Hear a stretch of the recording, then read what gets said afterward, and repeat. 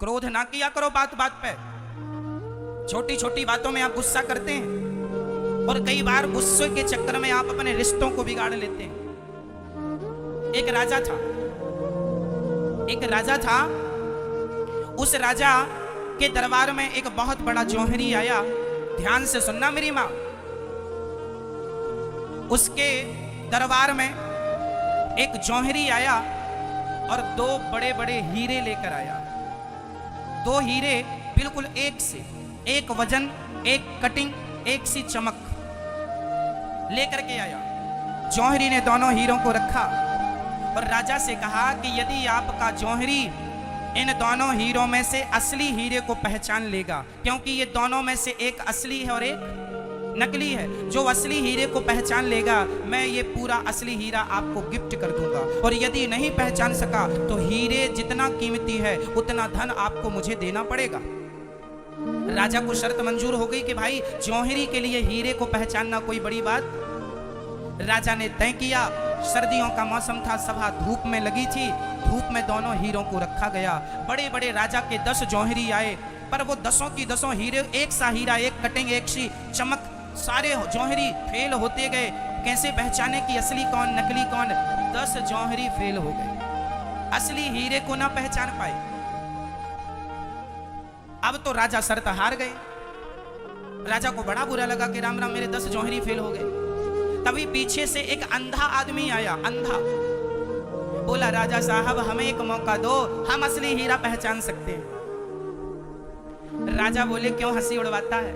जिनकी आंखें थी, जो पढ़े लिखे थे, जौहरी थे, वो तो पहचान ना पाए कि असली और नकली में अंतर क्या है। तुम तो अंधे हो। कहा, महाराज मौका तो दो। उस अंधे ने दोनों हीरों को उठाया और उठाकर बड़ी आसानी से बोला, महाराज ये असली है, ये नकली है। सब दंग रह गए। जिसका हीरा था वो तो जानता था, अब तो चक्कर में पड़ गया। भाई आप अंधे हो, आपको कैसे पता कि असली हीरा कौन है, नकली हीरा कौन है? दोनों एक से दिखते हैं। उस अंधे ने कहा, ये दोनों हीरे धूप में रखे थे और धूप में जो गर्म हो गया वो पत्थर था, नकली था, और जो धूप में भी ठंडा बना रहा वही असली हीरा है। जो धूप में ठंडा रहा वो क्या है? जो धूप में ठंडा रहा वो क्या है?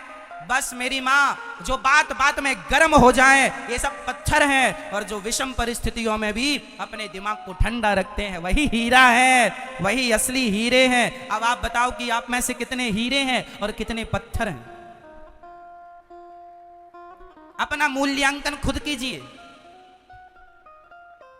बताइए, बात बात में गुस्सा किससे आता है? जिसे बात बात में गुस्सा आता है वो आदमी, वो पत्थर है, 2 कौड़ी का आदमी है। बात बात में गुस्सा क्रोध करने वाले वो अपना मूल्यांकन करें, 2 कौड़ी के लोग हैं। पत्थर का क्या मूल्य होता है? जबकि बड़ी बड़ी बातों पर भी वो अपने दिमाग को ठंडा रखें, वो कौन होते हैं? वो असली हीरे होते हैं। तो गोस्वामी जी कहते हैं, काम क्रोध, काम क्रोध, ये दोनों कहां ले जाने वाले रास्ते हैं? जोर से, जोर से। नाथ नरक के पंथ, नरक के दरवाजे हैं। तो काम से बचिएगा, पराई स्त्री पराये पुरुष से बचिएगा, काम क्रोध से बचिएगा। बात बात में गुस्सा नहीं। जहां क्रोध करने के, हम ये नहीं कहते कि गुस्सा नहीं करना चाहिए। अच्छा बताइए, गुस्सा करना सही है कि गलत है? बोलो, गुस्सा करना सही है कि गलत है? बोलो हाँ या ना। गुस्सा करना सही भी है और गलत भी है। कहां गुस्सा करना चाहिए और कहां नहीं, इसकी कंडीशन है, स्थिति है, कहां करें। अब मैं 2 उदाहरण देता हूं। उदाहरण शास्त्रों के हैं, सुनिएगा। पहला, भरी सभा में द्रौपदी की साड़ी खिंचती रही, क्या भीष्म पितामह को गुस्सा आया? बोलो हाँ या ना। जबकि गुस्सा आना चाहिए था। बोलो हाँ, गुस्सा आना चाहिए था ना। भरी सभा में द्रौपदी की साड़ी खिंच रही थी, पितामह को गुस्सा आना चाहिए था, परंतु गुस्सा नहीं आया तो बाणों की सैया मिली। और दूसरा, जटायु, जब रावण सीता मां का हरण किया, जटायु दौड़ पड़ा, रे रे दुष्ट ठान के न होई, खड़ा हो जा, आज मेरी बेटी को हाथ लगाया तेरे हाथ काट दूंगा। जटायु पक्षी था, भिड़ गया। रामचरितमानस में लिखा है, रामचरितमानस में जटायु ने पंखों से ऐसा प्रहार किया कि कुछ क्षणों के लिए रावण मूर्छित होकर जमीन में गिर पड़ा था। फिर होश आया रावण को, तो रावण ने पंख काट दिए कृपाण से, जटायु के पंख, जटायु नीचे गिर गए। जटायु से किसी ने कहा क्यों, क्या तुम्हें पता नहीं था कि रावण से पंगा लोगे तो परिणाम यही होगा? जटायु ने कहा खूब जानता था कि जटायु जानता था कि रावण से पंगा लूंगा तो परिणाम यही होगा, तो क्यों चले गए मरने? जटायु ने कहा कि मैं भीष्म पितामह, मैं वो नहीं हूं कि मेरी आंखों के सामने एक नारी की लाज लुटती रहे और मैं तमाशा देखता रहूं। अरे मैं मर गया, भले मर गया, पर मैं मरूंगा तो गर्व से मरूंगा कि कम से कम मैंने किसी की रक्षा के लिए पक्षी होकर भी अपने पंख तो बढ़ाए। हाथ पर हाथ रख के बैठकर तमाशा देखने से अच्छा है धर्म के लिए मर जाओ, धर्म के लिए मर जाओ। जटायु ने कहा तुम कैसे जाओगे राम के पास? जटायु ने कहा जब तक पंख थे तो जिम्मेदारी मेरी थी राम के पास जाने की, अब तो पंख नहीं है, अब जिम्मेदारी राम की है मेरे पास आने की। और राम जी ने वो जिम्मेदारी निभाई। जटायु राम के पास नहीं गए, बल्कि राम स्वयं क्यों गए? क्योंकि जटायु ने गुस्सा किया था, क्रोध किया था। क्रोध करने से भी भगवान मिल जाएंगे, परंतु क्रोध सही जगह पर होना चाहिए। बोलो हाँ या ना?